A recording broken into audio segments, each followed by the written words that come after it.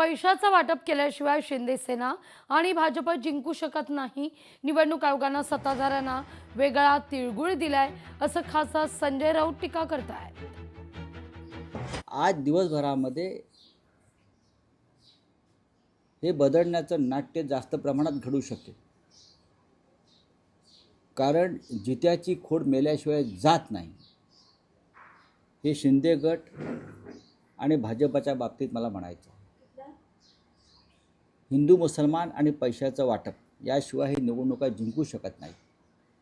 यांना कोणताही विचार नाही, फक्त पैशाचं वारेमाप वाटप. खासदार संजय राऊतांचा मुख्यमंत्री देवेंद्र फडणवीसांना टोलाय. 50% जास्त नागरिकांचं अन्न वडापाव आहे. मुख्यमंत्री फडणवीसांनी वडापावचा अपमान करू नये असं राऊत म्हणताय.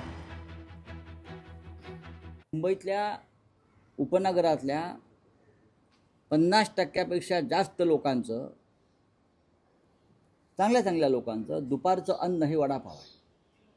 झुणका भाकर आहे जी शिवसेनेनं सुरू केली. हे देवेंद्रजींना माहीत आहे का? नाही.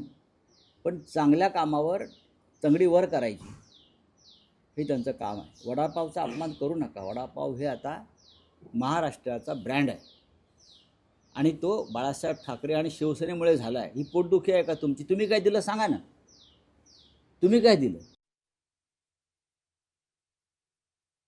केशव उपाध्याय यांचा संजय राऊतांना टोलाय.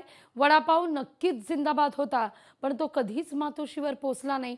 मातोश्रीवर गोरगरिबांचा वडापाव नव्हे तर परदेशी थाटाचा बर्गरच मानाचा पाहुणा होता असं म्हणत केशव उपाध्याय यांनी सामनाच्या अग्रलेखावर टीका केली आहे.